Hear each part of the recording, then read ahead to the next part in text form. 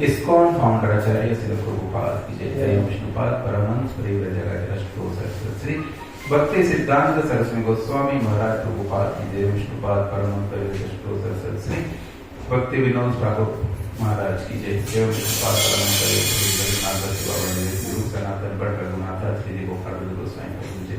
नामाचार्य दास ठाकुर की जय। प्रेम से गो श्री कृष्ण चैतन्य प्रभु नित्यानंद श्री अद्वैत गदाधर शिवासादि गौर श्री श्री राधा कृष्ण को गोपीनाथ श्याम को राधा वृंदावन धाम की जय। मथुरा धाम की जय। द्वारका धाम की जय। जगन्नाथपुरी धाम की जय। मायापुर नवदीप धाम की जय। गंगा माई की जय। यमुना माई की तुलसी देवी की जय। भक्ति देवी की जय। अम्बेडकर की जय। इस्कॉन वर्तमान ग्रंथराज श्रीमद् भागवतम की जय। ग्रंथराज चैतन्य चरितामृत की जय। अनंत कोटि वैष्णव की जय। निताय गुरु प्रेमानंद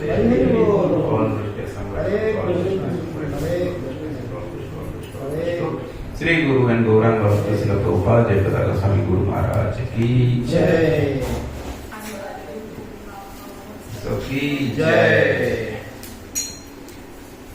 आज के आनंद की जय। हरे कृष्णा कृष्णा कृष्णा हरे हरे हरे राम राम राम हरे हरे। हरे कृष्णा। गौर पूर्णिमा के विशेष अवसर के उपलक्ष्य में हम लोग जो गौर महिमा मंडन का कार्यक्रम जो कर रहे हैं, तो उसमें श्री राधा गोपाल कृष्ण मंदिर में सभी भाविक भक्तों का स्वागत है। सभी वैष्णवी को चरणों में मेरा कोटि कोटि वंदन। सभी सीनियर वैष्णव के वरिष्ठ वैष्णव के चरणों में मेरा कोटि कोटि वंदन। हरे कृष्णा। पंचकल्पतरुभ्यश्च कृपा सिन्धुभ्येव च पतितानां पावनेभ्यो वैष्णवेभ्यो नमो नमः। हरे कृष्णा। हरे कृष्ण। मंगलाचरण करेंगे। ओम नमो भगवते। ओम अज्ञानतिमिरान्धस्य ज्ञानाञ्जनशलाकया चक्षुरुन्मिलितं येन तस्मै श्रीगुरुवे नमः। श्रीचैतन्यमनोभीष्टं स्थापितं येन भूतले स्वयं रूपं कदा मह्यं ददाति स्वपदान्तिकं।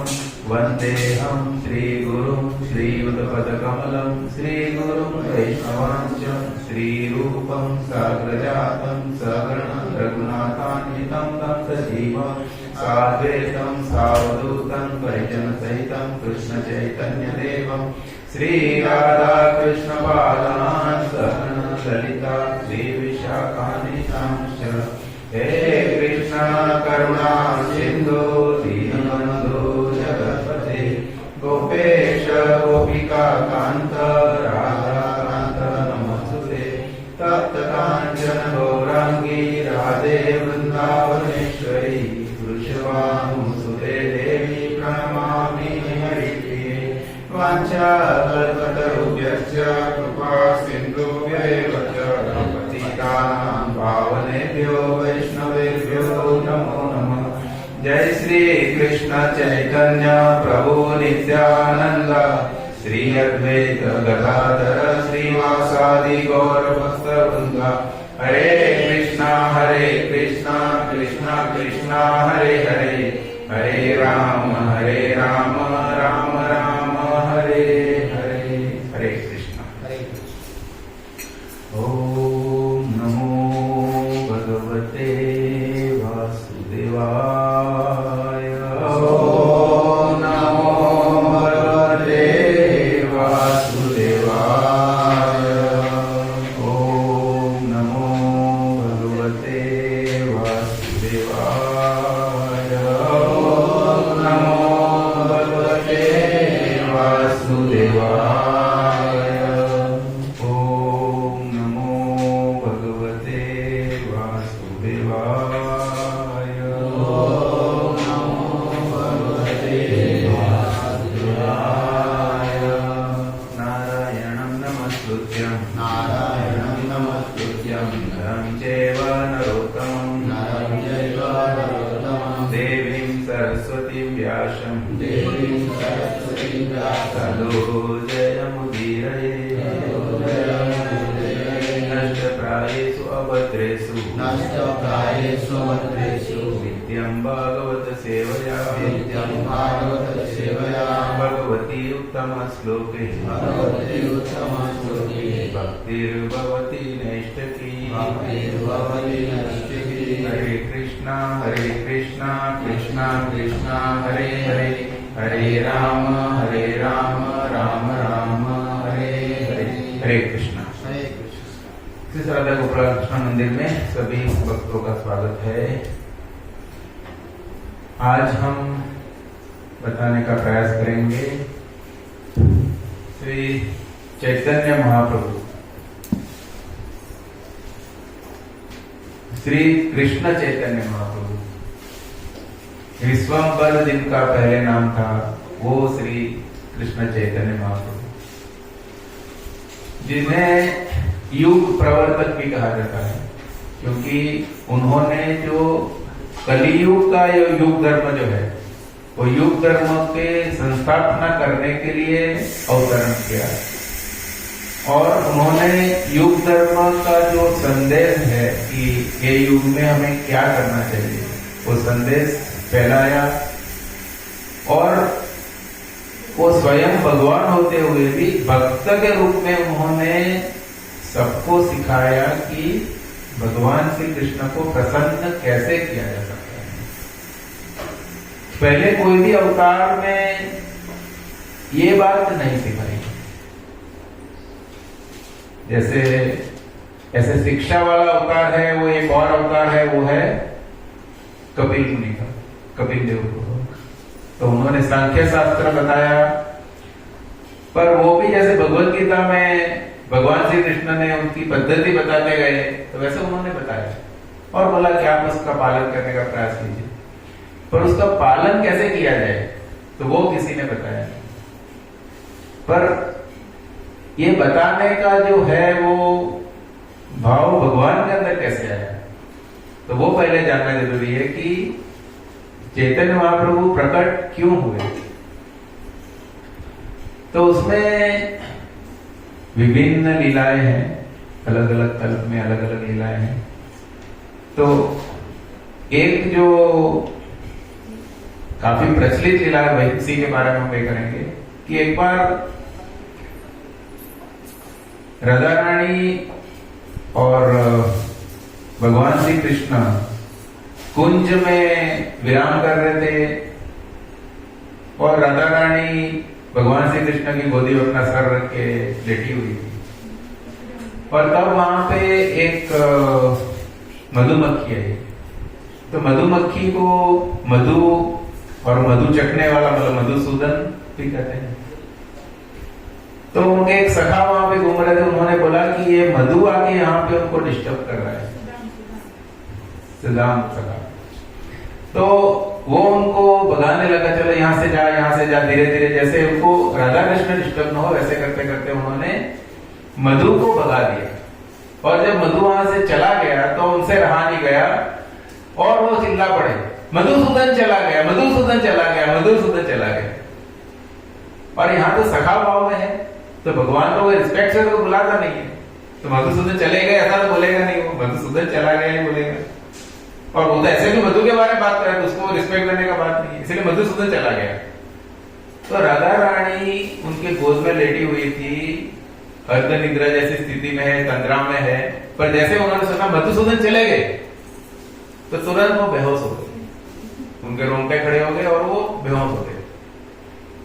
अभी भगवान श्री कृष्ण उनको उठाने का प्रयास करने पर वो तो महाभाव में समाधि में चले गए। तो बहुत प्रयास के बाद वो उठे और उठ के वो रुदन कर रहे हैं कि मधुसूदन चले गए, मधुसूदन चले गए, मधुसूदन चले गए। मतलब कि तात्पर्य यह है कि राधा रानी कृष्ण का विरह बिल्कुल ही सहन नहीं कर पाती। सिर्फ वो सुना कि मधुसूदन चले गए, जबकि वो उनके खुद के गोदी में वो लेटी हुई है। किसकी गोदी में? भगवान श्री कृष्ण की गोदी में, मधुसूदन की गोदी में। तो उसके बाद में उनको भाव आया, तो भगवान श्री कृष्ण सोचने लगे कि ये ऐसी क्या वस्तु है कि जिसके लिए राधा रानी ये महाभाव में चली जाती है। तो मुझे तो समझ में नहीं आता कि ऐसा क्यों होता है, पर राधा रानी का ऐसा होता है, ऐसा क्यों? तो उन्होंने सोचा कि मैं खुद भक्त के, राधा रानी भगवान की भक्त है, सर्वोच्च भक्त है। तो इसीलिए बोलते हैं महाभाव की जो स्थिति एक है, जो है मतलब भाव के बाद में महाभाव की स्थिति है। तो महाभाव की स्थिति सिर्फ राधा रानी में आती है और कोई सखी में और कोई सखा में महाभाव की परिस्थिति नहीं आती। तो उन्होंने सोचा कि ये महाभाव की स्थिति मुझे भी अनुभव करना। तो उन्होंने राधा रानी को बोला कि मुझे ये अनुभव करना है, तो मैं भक्त के रूप में प्रकट होना चाहता हूँ, अवतरण करना चाहता हूँ। तो उन्होंने राधा रानी को बोला कि आप अपना हृदय और अंग कांति मुझे दो। तो राधा रानी का जो अंग कांति है वो सुनहरा है, गोल्डन, और मतलब गोरा, और उनका हृदय मतलब भक्त का हृदय। तो वो लेके वो चैतन्य महाप्रभु बन के प्रकट हुए। और क्या क्या नाम से प्रकट हुए? गौरांग, गौरांग, गौरांग, गौरांग, गौरांग, गौरांग। तो गौरांग बन के वो प्रकट हुए। तो गौर उनका अंग है जिसका, वो गौरांग है। तो ये जो है कि भगवान गौरांग जो है, चैतन्य महाप्रभु जो है, वो भगवान है, हम कैसे माने? कुछ तो कुछ प्रमाण होना चाहिए, कहीं ना कहीं तो प्रमाण होना चाहिए, वरना किसी को बोलते हैं कि भाई ये भगवान, ये भगवान। जैसे आजकल सब लोग बोलते हैं कि मैं शंकर का अवतार हूं, मैं विष्णु का अवतार हूं, मैं राधा रानी का अवतार राधा रानी हूं, मैं सखी हूं। इसमें और दूसरा जो एक जो लीला जो है, जो गुरु महाराज बार बार बताते हैं, तो वो लीला भी बता देते हैं। तो उसमें एक बार द्वारिका की लीला है, तो जिसमें रुक्मणी, सत्यभामा वगैरह उधर में वो लोग बैठ के बात कर रहे हैं। और फिर रुक्मणी ने ऐसे ही उनसे पूछा कि कृष्णा, आप एक चीज नहीं जानते तो कृष्ण बोलते हैं नहीं, मैं सब कुछ जानता हूं। तो बोलता है कि आप सब कुछ जानते हैं, ये दुनिया में क्या हो रहा है, ये द्वारका में क्या, ये महल में क्या हो रहा है, ये द्वारका में क्या हो रहा है, ये पूरे पृथ्वी में क्या हो रहा है, पूरे ब्रह्मांड में क्या हो रहा है, अनेकों अनेकों ब्रह्मांड में क्या हो रहा है, और वो प्रति क्षण क्या हो रहा है आपको सब पता है। और अगले क्षण क्या होने वाला है, अगले कल्प में क्या होने वाला है, सब आपको पता है। लेकिन एक चीज जो है वो आपको नहीं पता। जो मुझे पता है, रुक्मणी जी बोलते हैं, मुझे पता है, सत्यभामा को पता है, राधा रानी को पता है, गोपियों को पता है, और राधा भक्तों को पता है, लेकिन आपको नहीं पता। तो फिर कृष्ण भगवान पूछते हैं कि द्वारकाधीश पूछते हैं तो वो क्या है? तो बोले हम जो आपको प्रेम जो करते हैं वो कैसे प्रेम करते हैं वो आपको नहीं। तो तब वो बोलते हैं कि मैं भक्त के रूप में प्रकट होगा। तो जब राधा रानी ने जब ये बात सुनी तो राधा रानी ने बोला कि तो फिर आपको तो जहां पे प्रकट होना है तो वो तो आपको जगह भी चाहिए, और वो जगह भी जो ऐसी होनी चाहिए कि जो गोकुल के सदस्य हो। वैकुंठ से काम नहीं होगा। जब राधा रानी के भाव में जाना है तो फिर वो आपको गोकुल के भाव में जाना पड़ेगा, वृंदावन के भाव में जाना पड़ेगा, मथुरा के भाव में जाना पड़ेगा, तभी आपको उधर में वो भाव में महाभाव में जा सकते हैं। तो राधा रानी ने नवद्वीप मंडल प्रकट किया। नवद्वीप मंडल जो है वो 9 द्वीप है जो कमल की पंखुड़ियों के आकार का है। तो बोलते हैं कि जैसे वृंदावन धाम जो है वो कमल के पंखुड़ियों के आकार है। तो कमल कैसा होता है? कमल बंद होता है और खुलता है। तो इसलिए बोलते हैं कि वृंदावन धाम बोले या नवद्वीप धाम बोले तो है, दिखता है ऐसा छोटा सा। तो मतलब जब हम जैसे मायापुर की हम जाते हैं तो लगता है इतनी छोटी सी जगह में इसमें कितने लोग एडजस्ट हो जाएंगे, 100, 200, 300, 400। पर जब उधर में फेस्टिवल होता है तो हजारों लोग आते हैं, लाखों लोग आते हैं, पर सब आराम से तो घूमते हैं। किसी को ये नहीं लगता कि मतलब टकरा रहा है, बहुत भीड़ हो गई है, बहुत गिरदी हो गई है, कभी ऐसा फील नहीं होता। सेम वृंदावन धाम में, वृंदावन में जन्माष्टमी जैसे होती है तो लाखों की संख्या में लोग आते हैं। वृंदावन के लोग है ही, मथुरा से भी आते हैं, पूरे यूपी से आते हैं, पूरे भारत से आते हैं, और अभी श्रील प्रभुपाद की कृपा से पूरे विश्व से आते हैं। पर प्रभुपाद के ऊपर जो कृपा है वो किसकी कृपा है? चैतन्य महाप्रभु। क्योंकि चैतन्य महाप्रभु ने बोला था सर्वनगर ग्राम आदि होए मोरे नाम। तो इसीलिए भगवान का नाम विश्व के हर गांव में, हर शहर में, हर नगर में पहुंच चुका है। इसलिए पूरे विश्व से लोग आते हैं। तो वो जब लोग आते हैं तब वृंदावन धाम कभी भी छोटा फील नहीं होता। इतने लोग आते हैं, सब लोग आते हैं, रहते हैं, खाते हैं, पीते हैं, सोते हैं, सबको सोने का भी अरेंजमेंट हो जाता है, किसी को प्रॉब्लम नहीं होता। तो ये धाम जो इसीलिए बोलते हैं उसको कमल की पंखुड़ियों के समान, कि जैसे भगवान को जरूरत होती है या लीला के लिए जितना विस्तार की जरूरत होती है तो वो बढ़ता है। तो ये विस्तार कौन करता है? कौन करते हैं विस्तार? कौन करते हैं? भगवान तो सभी चीज के भोक्ता है। भगवान सेवक नहीं है, भगवान तो भोक्ता है। तो सेवक कौन है? सेवक भगवान कौन है? भगवान श्री कृष्ण के साथ हमें से कौन होता है? राधा रानी होती है, लेकिन उनके साथ सखा भाव में कौन रहता है उनके साथ? बलराम। तो बलराम जो है वो स्वयं धाम है। बलराम जो है वो भगवान श्री कृष्ण का सब कुछ है। भगवान श्री कृष्ण के अलावा सब कुछ जो उनके पास जो है पूरा बलराम का विस्तार है। भगवान के पास बांसुरी है, वो बलराम का विस्तार है। भगवान के पिताम्बर है, वो बलराम का विस्तार है। भगवान का शंख है, चक्र है, जहां पे बैठते हैं, सब पूरा बलराम जी का विस्तार है। बलराम कौन है? अनंत शेष, जो रामलीला में लक्ष्मण होते हैं। तो हम बात कर रहे थे प्रमाण की। तो प्रमाण जो है वो भागवतम में एक श्लोक आता है, वो श्लोक हम पढ़ेंगे।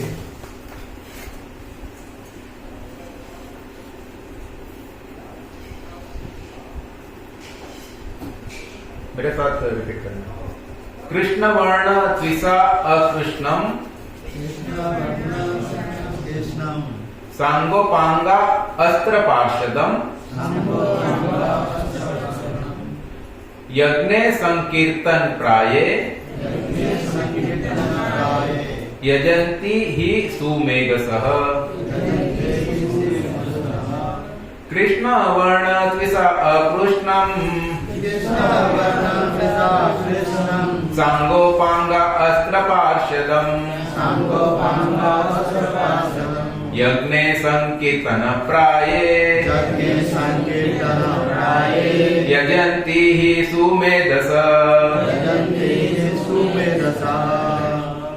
उसके मीनिंग में जाएंगे। कृष्ण वर्ण त्विषा मतलब कृष्ण वर्ण मतलब कि कृष्ण के वर्ण में, कृष्ण का वर्ण कौन सा है? कौन सा? श्यामल, मेघ श्यामल, मेघ श्यामल वर्ण है। और त्विषा मतलब कांति, उनकी आवाज है वो। अकृष्णम मतलब काला वाला नहीं या श्याम वाला नहीं। संगोपांगा मतलब संग और उप अंग। संग मतलब संगी और उप अंग मतलब सेवकगण। अस्त्र मतलब हथियार, पार्षद मतलब विश्वास पात्रों के साथी। तो कलयुग में, और सुमेधस मतलब बुद्धिमान। यजंती पूजा करते हैं, क्या करते हैं? यज्ञेह यज्ञ द्वारा। कौन सा यज्ञ? संकीर्तन प्रायः मुख्य रूप से सामूहिक कीर्तन से युक्त। हरे कृष्णा कृष्णा कृष्णा हरे हरे, हरे राम राम राम हरे हरे। श्लोक का अर्थ क्या है? कलयुग में बुद्धिमान व्यक्ति ईश्वर के उस अवतार की पूजा करने के लिए सामूहिक कीर्तन संकीर्तन करते हैं जो निरंतर कृष्ण के नाम का गायन करता है। कौन गायन कर, क्या करता है? कौन करता है? ये बुद्धिमान व्यक्ति। कलयुग में बुद्धिमान व्यक्ति जो है सुमेधस, वो ये करता है, क्या करता है? ईश्वर के उस अवतार की पूजा करने के लिए सामूहिक संकीर्तन करता है। तो भगवान की पूजा कैसे हो रही है? दिए से नहीं हो रही है, संकीर्तन से हो रही है। तो इसीलिए संकीर्तन एक संपूर्ण पूजा पद्धति है। मतलब संकीर्तन आप करते हैं तो आपको पंचरात्र करने की जरूरत नहीं है। जब व्यक्ति वो लेवल पे पहुंच जाता है तो उसको करने की जरूरत नहीं, पर हमें भक्ति पथ में रहने के लिए कुछ नियम पालन करना पड़ता है, नहीं तो हम नियम से हट जाते हैं। क्योंकि जब नियम से हट जाते हैं तो फिर हम स्वयं ये सोचने लगते हैं कि हमें सब पता है और हम ही कृष्ण है बाद में, इसीलिए लोग वो कृष्ण मूड में चले जाते हैं। तो जिसको एक वैष्णव में एक सेक्ट है, उसको क्या बोलते हैं? सहजिया।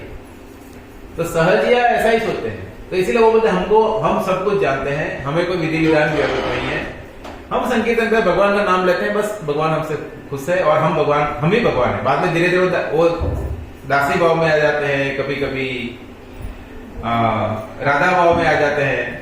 तो बाद में उसमें उनको वहां से पथभ्रष्ट होने का चांस रहता है। इसीलिए बोलते हैं कि हमें पंचरात्रि विधि का पालन करते हुए संकीर्तन करना है।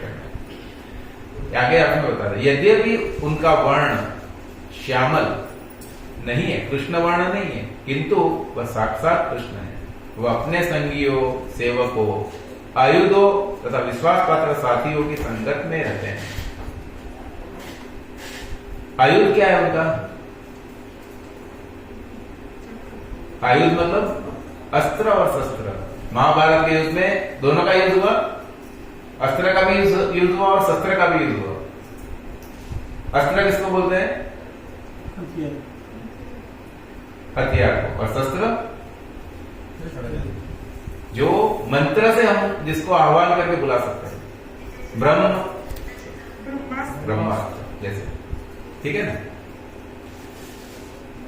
तो यहां पे बोलते हैं कि जीव गोस्वामी क्रम संदर्भ में इस श्लोक की व्याख्या में करते हैं कि भगवान कृष्ण सुनहरे रंग में भी प्रकट होते हैं। ये सुनहरे भगवान कृष्ण भगवान चैतन्य हैं। जिनकी पूजा इस युग में बुद्धिमान लोग करते हैं। इसकी पुष्टि श्रीमद् भागवतम में गर्ग मुनि द्वारा की गई है, जिन्होंने कहा था कि यद्यपि बालक कृष्ण श्यामल है, किंतु वह 3 अन्य रंगों में लाल, श्वेत तथा पीले रंग में भी प्रकट होता है। उन्होंने अपने श्वेत तथा लाल वर्णों का प्रदर्शन क्रमशः सत्ययुग तथा त्रेतायुग में किया, किंतु उन्होंने पीले सुनहरे रंग का प्रदर्शन अब तक नहीं किया, जब तक वह भगवान चैतन्य के रूप में प्रकट नहीं हुए, जो गौर हरि के नाम से विख्यात है। तो ये जो श्लोक है भागवतम, अभी अपना जो लिमिटेड नॉलेज उसके हिसाब से कब लिखी गई? किसने लिखी थी भागवतम? व्यासदेव ने। तो भगवान कृष्ण कितने वर्ष पहले इस धरातल पे थे? 5000 वर्ष पहले। और भागवतम उसी समय में व्यासदेव द्वारा लिखी गई थी। तो ये श्लोक भागवतम में 5000 वर्ष पहले लिखा गया। तो मतलब भागवतम में अंदर ऐसी बहुत चीजें हैं जो एक भविष्यवाणी की तरह एक्ट करती है, जो बताती है मतलब। तो इसीलिए बोलते प्रमाण चाहिए, तो प्रमाण 5000 साल पहले बोल चुके हैं लोग। तो भगवान जब प्रकट होते हैं तो उनका युग धर्म जो है, युग धर्म प्रकट करने के लिए, सिखाने के लिए भगवान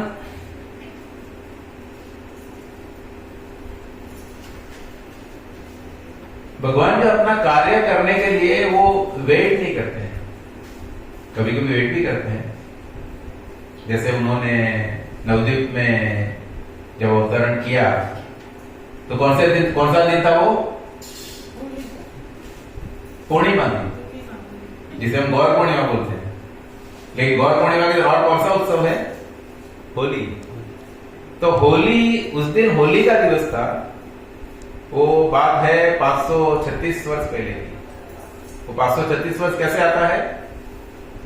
जैसे अपना क्रिश्चियन कैलेंडर है ना, तो वैसे एक गौर कैलेंडर है जिसे गौराब्द कहते हैं। तो गौराब्द का ये 536वां वर्ष चल रहा, मतलब गौर हरि को 536 वर्ष पहले वो अवतरित हुए थे। तो जब वो अवतरित हुए थे तो उस दिन पूर्णिमा थी और ग्रहण भी था। पूर्णिमा को कौन सा ग्रहण होता है? चंद्र ग्रहण। तो उस दिन चंद्र ग्रहण होता है। तो जब ग्रहण होता है तो इंडिया में क्या पद्धति है?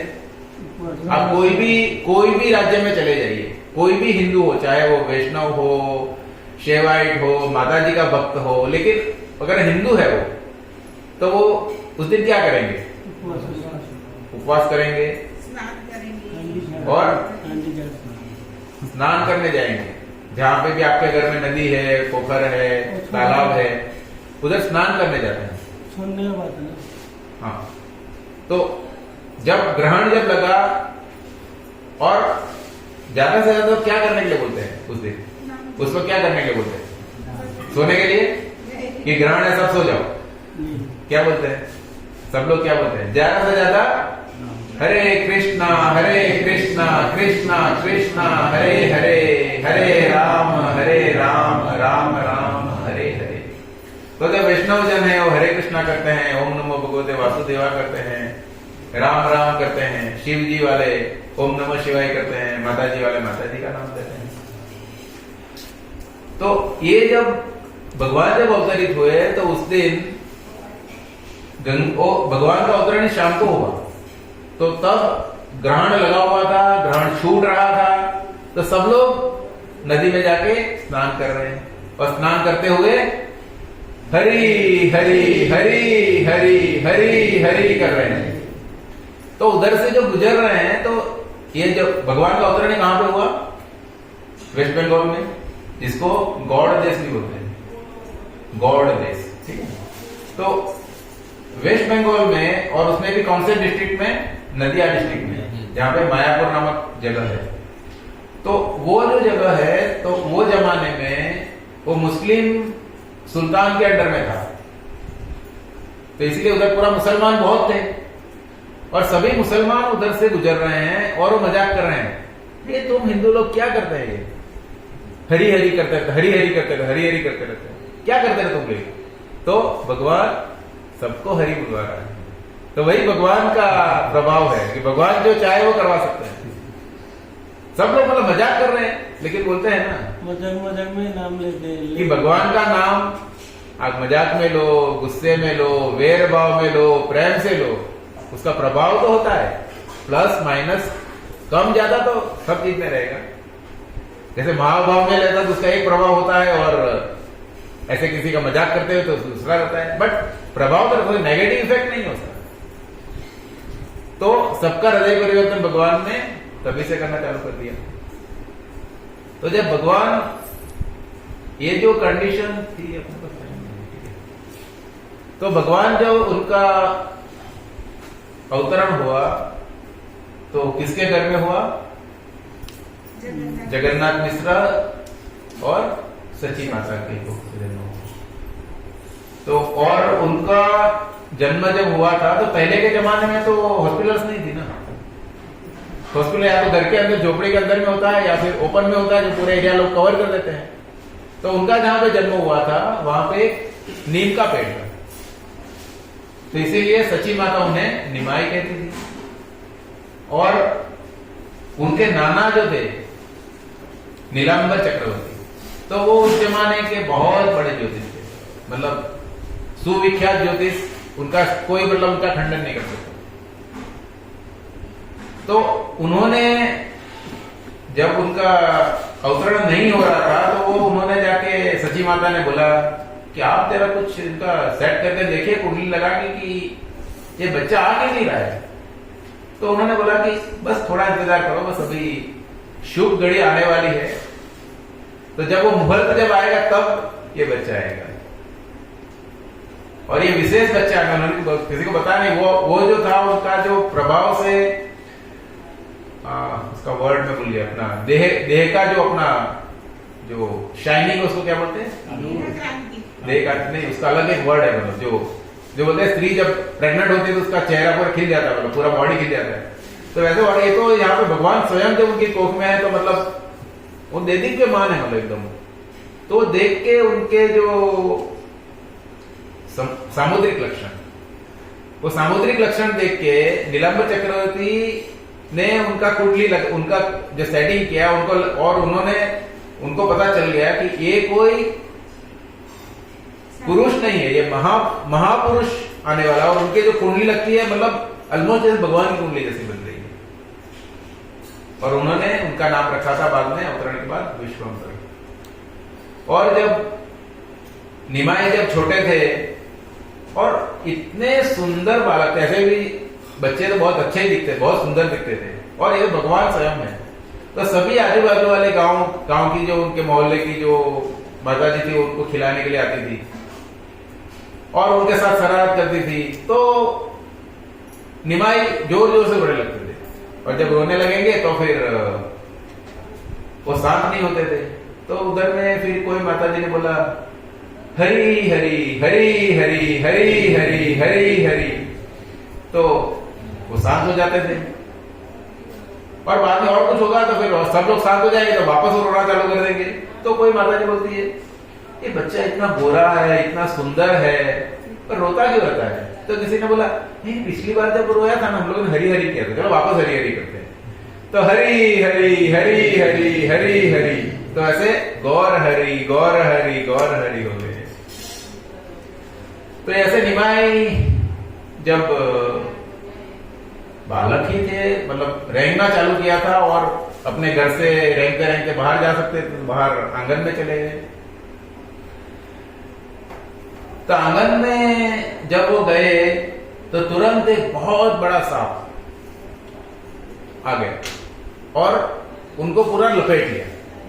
तो जैसे ही लोगों ने देखा, क्योंकि सब लोग उसके आजू बाजू हमेशा रहते ही थे, वो थोड़ा ही समय मिला जिसके बाहर चला गया, लेकिन जैसे ही बाहर निकला देखा सांप, और सांप उसको एकदम कुंडली मार रहा है, पूरा उनको कवर कर दिया। तो सब लोग आज तो होने वाला, निमाई गया। और सची माता के तो प्राण एकदम हथेली में, जैसे बोले प्राण हथेली में आ गए।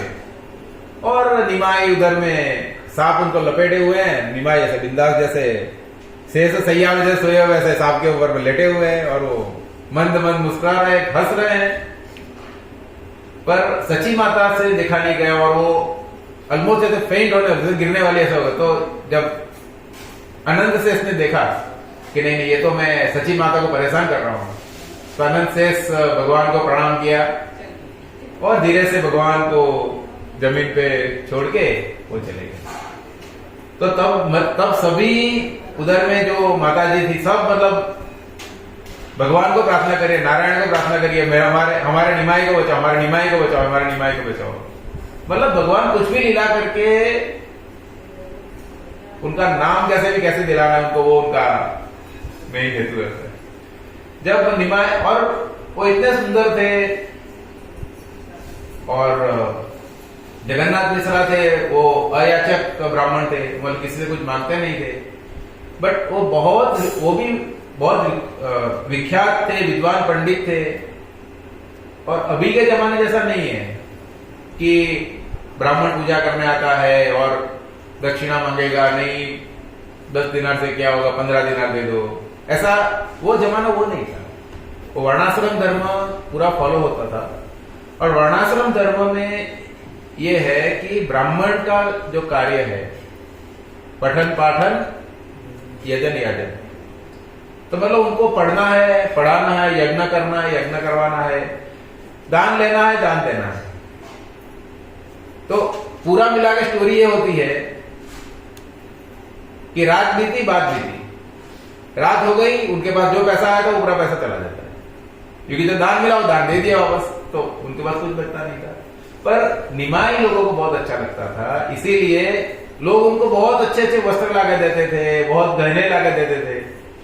तो सची माता भी उनको बहुत अच्छे से सजाती थी। तो एक दिन वो उधर में आंगन में बैठे हुए थे, तो कोई और चोर निकले, उन्होंने देखा बहुत दिनों से कुछ आया नहीं करता, अरे इसका तो बहुत गहना पहना, उसको उठा के लेके जाते हैं। तो उसको उठा लिया और किसी ने पूछा, हे क्या कर रहे हो? नहीं हम उसको घुमाने लेके जा रहे हैं करके निमाई को अभी मतलब एक सिंहासन मिल गया, सिंहासन पर बैठे हुए पूरा नदिया में घूम रहे हैं। तो उन्होंने बाद में सोचा कि चलो अभी अपना घर आ गया, इसको उतारते हैं, तो और उसके जो गहने बहने सब उतार लेते हैं। तो जैसे उसको नीचे उतारा, वो देखते हैं, नीचे उतार के देखते हैं, अरे ये तो वही है जहां से हमने उठाया था। तो ये भगवान की लीला अपरंपार है। तो उन्होंने और सबने बोला, अरे तुम कितने अच्छे लोग हो। वो लोग बोले, हम अच्छे चोर हम तो सब लोग बोले, तुम कितने अच्छे लोग हो, हम कितने टाइम से निमाई को ढूंढ रहे हैं कि कहां चला गया, निमाई कहां चला गया। बट देखो निमाई तो अभी से मतलब घूमने के लिए जाता है, और आप इतने सज्जन लोग हैं, इसको यहाँ छोड़ने के लिए आ गए। तो मतलब भगवान ये है कि जो डाकू को भी, गुंडे को भी, चोर को भी सज्जन बना सकते हैं। तो भगवान का संग मिलने से ये शक्य है। तो भगवान का संग जो है वो ऐसा तो मिलने वाला नहीं है। इसके लिए हरे कृष्ण कृष्ण कृष्ण हरे हरे, हरे राम राम राम हरे हरे। जैसे चैतन्य शिक्षाष्टकम का जो पहला जो है, पहली कड़ी क्या है? चेतो दर्पण मार्जनम भव महादावाग्नि निर्वापणम श्रेय केरव चंद्रिका वितरणम विद्यावधु जीवनम। तो क्या है इसका अर्थ? चेतो दर्पण मार्जनम। भगवान का नाम से हमारे हृदय में अनंत काल से, अनेक जन्मों से, कितने जन्म पता नहीं, 1 जन्म, 10 जन्म, 100 जन्म, 1000 जन्म, करोड़ जन्म, तो जन्मों जन्म से, जन्मांतर से जो मलिनता, कलमश जो भरी हुई है, तो वो चेतो दर्पण मार्जनम से दूर होती है। और चेतो दर्पण मार्जनम भव महा दावाग्नि निर्वापणम। और ये भव जो है, ये भव सागर जो है, वो किसके समान है? दावाग्नि है। कुछ भी है तो जलाता ही हमको, कभी शांति रहती है? एक चीज अच्छी होगी तो 4 चीज खराब होगी। तो मतलब महादावाग्नि की तरह हमेशा अपना जीवन चलता रहता है। श्रेय केरव चंद्रिका विद्या वधु वितरण, मतलब जैसे गोकुल की गोपियां, वधुएं जैसे भगवान का भजन करती है, वैसे भगवान का भजन करें तो हम भगवान श्री गौर हरि को पा सकते हैं। बताने के लिए बहुत था, लेकिन मैं ऐसा ज्यादा भी कवर नहीं कर पाया। तो प्रयास करेंगे कि अभी हम और 8 दिन अलग अलग लीलाएं लोग यहाँ से आगे का जो है लीला बताएंगे, तो उसमें आगे बढ़ेंगे। एक छोटा सा था,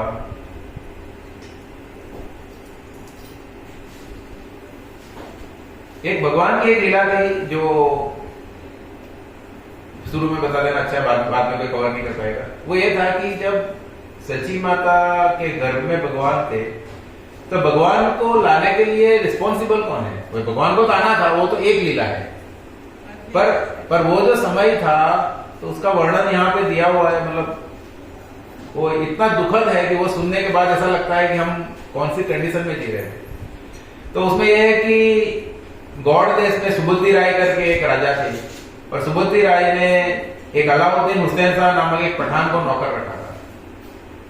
तो जब नौकर थोड़ा ज्यादा पावरफुल होता है, हम लोग नौकर को ले तो लेते हैं, लेकिन वो जीन की तरह है। अगर उसका मालिक ज्यादा पावरफुल होता है, जीन मालिक को ही मार देता है। तो इस सेम ऐसा हुआ, इसमें मार नहीं दिया, लेकिन जब उसने पूरा कारोबार अपने हाथ में ले लिया और बहुत पैसा वगैरह बना लिया, राजा को पैसा नहीं तो कुछ नहीं करता था, और राजा को जब पता चला तो उन्होंने उसको सजा दिलाई और उसको कोड़े लगवाए। जैसे हरिदास ठाकुर को 21 बाजार में लगाया था, ऐसे उसको देखी बाजार में लगाया।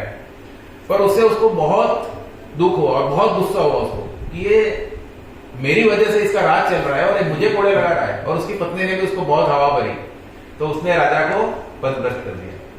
और जब राजा को पदभ्रष्ट कर दिया तो उसके बाद में उसने क्या किया, मतलब वो जमाने में कैसे, अभी जो अपना सनातन धर्म का ह्रास कैसे हुआ, धर्म परिवर्तन कैसे हुआ, इसका एक वाक्य है। उसने राजा को जबरदस्ती मुसलमान के हाथ से पकाया और लाया हुआ भोजन करने पर बाध्य किया। अभी सोचिए, ये जो कंडीशन जो है, अभी हम लोग पूरा जो अभी नॉनवेज खाने वाले इसी सिस्टम को फॉलो कर रहे हैं। तो अगर वो जमाने का नियम अगर देखे जाए तो क्या होता, देखिए। वह जानता था कि इसके बाद कोई हिंदू सुबुद्धि राय को अपने समाज में शामिल नहीं करेगा। मतलब मुसलमान के हाथ का खाना खाने से ये होता है। और आजकल लोग होटल में जाके बिंदास खाते हैं नॉनवेज। तो अभी आप सोचिए कि अभी वो हिंदू है कि नहीं। इस प्रकार सुबुद्धि राय को जीवन मुक्त ढंग से अपना अपमान भरे दिन बिताने के लिए एकदम मुक्त छोड़कर हुसैन शाह बन गया। और जब उसको बाद में ये हुआ तो बाद में जो ब्राह्मण से वो परेशान हो गया, अब ये सबको मतलब ऐसा करने लगा। तो बाद में उसने क्या किया, नदिया और उसके आसपास ब्राह्मण के गांव घेर लिए गए। उन्होंने उन पर अवर्णनीय अत्याचार किए। उनके मंदिर, पुस्तकालय, सारे धार्मिक एवं ज्ञान मूलक संस्कारों के चिन्ह मिटाने आरंभ किए। स्त्रियों का सतीत्व भंग किया। परम पूज्य एवं प्रतिष्ठित ब्राह्मणों की शिखाएं पकड़ उन पर लाते जमाई, थूका, तरह तरह के अपमानित किया। और झुंड के झुंड ब्राह्मण परिवार को एक साथ कलमा पढ़ने पर मजबूर किया गया। बच्चे से लेकर बूढ़े तक नर नारी को होठों से निषिद्ध मांस का स्पर्श कराकर उन्हें अपने पुराने धर्म में पुनः प्रवेश करने के लायक न रखा। तो ये कंडीशन में अद्वैत आचार्य बहुत प्रयास कर रहे थे कि भगवान आए और जो वैष्णव जनों की रक्षा करे। तो वो निरंतर मतलब भगवान को बुला रहे थे, पुकार रहे थे, और अपने जो शालिग्राम जो भगवान स्वरूप है उनके ऊपर तुलसी अर्पण करते थे और तुलसी को गंगा जल में अर्पित करते थे, समर्पित करते थे। तो एक दिन अद्वैत आचार्य और हरिदास ठाकुर वो उधर में जब अर्पित कर रहे हैं, तो गंगा का जो प्रवाह है वो नॉर्थ से साउथ की तरफ है ना। तो अद्वैत आचार्य शांतिपुर में, तो शांतिपुर मायापुर से साउथ में। और जब तुलसी अर्पण की, और वो काफी किलोमीटर दूर, ऐसा नहीं कि वो 100 मीटर 200 मीटर ऐसा, मतलब फ्यू किलोमीटर था। तो तुलसी जी उन्होंने अर्पित की थी, वो तुलसी जी प्रवाह के विरुद्ध चल रहे थे। अब ये दोनों सोच के क्या हो रहा है करके उसको फॉलो कर रहे हैं। फॉलो करते करते वो लोग मायापुर पहुंच गए, नवदीप पहुंच गए, जहां पे सची माता स्नान करने आएगी। और वो तुलसी वहां जाके श्री राधा गोपाल कृष्ण भगवान की जय, वो तुलसी वहां जाके सची माता के गर्भ के सामने जाके अर्पित हो। तो अद्वैत आचार्य थे, वो उनके लिए रिस्पॉन्सिबल थे, जिन्होंने भगवान को लाने के लिए बहुत प्रयास किए और जिनके प्रयास से भगवान अवतरित हुए, वो करीब उनसे करीब 40-50 साल बड़े भी थे। और उनके पास में उनके जो बड़े भाई जो थे विश्वरूप, वो उनके पास भागवत सुनने जाया करते थे। और जब जो भागवत सुनने जाते थे तो उनसे प्रभावित हो गए और विधि का विधान होगा या जो भी है, और वो सन्यासी हो गए। इसीलिए सची माता हमेशा ये सोचती थी कि ये अद्वैत आचार्य की वजह से मेरा बेटा हमें छोड़ के सन्यासी हो गया। तो इसीलिए उसके चक्कर में गौरांग को, निमाई को वो स्कूल नहीं भेजते थे। तो स्कूल नहीं भेजते थे तो फिर वो बोलते हैं कि वो बाद में पूरी मस्ती करते थे, time pass, full time pass. और एक दिन वो मिट्टी खा रहे हैं, कौन सी लीला? ब्रह्म विमोहन लीला। वो मिट्टी खा रहे हैं तो सची बात बोलता है, तुम्हारे में अक्ल नहीं है क्या? तो भगवान को बोल रहे हैं, अक्ल नहीं है तुम में? ये मिट्टी खाने की बात है, खाने की चीज है ये। तो निमाय बोलते हैं, मुझे क्या पता, मैं तो पढ़ाई करता नहीं हूं, पढ़ने जाता नहीं हूं, मुझे कौन सिखाएगा कि मिट्टी नहीं खा सकते और ये खा सकते हैं। जूठे बर्तन में बैठ के खाते हैं, और वो भी जूठे बर्तन पे बैठ के खा रहे हैं। तो और उसके बाद में जब माता जी आगे पूछती है तो आपने एक दिन बताया था ना कि ये सभी जो है पंच महाभूत का बना हुआ है। मिट्टी भी पंच महाभूत है, ये पुराना एक जो अपने जूठे बर्तन है वो भी पंच महाभूत है, अंदर जो खाना पड़ा वो भी पंच महाभूत है। तो सची माता कंफ्यूज हो जाती है कि उसको समझ में आता है कि नहीं आता है। पर जब ऐसे इंसिडेंट बढ़ने लगे फिर उन्होंने बोला कि ठीक है भाई, जगन्नाथ मिश्रा जी को उन्होंने कन्विंस किया कि उनको स्कूल भेजा जाए, तो स्कूल जाने लगे। तो उसके बाद क्या आगे स्टोरी बाद में कितना हो जाए। हरे कृष्णा कृष्ण कृष्ण हरे हरे, हरे राम राम राम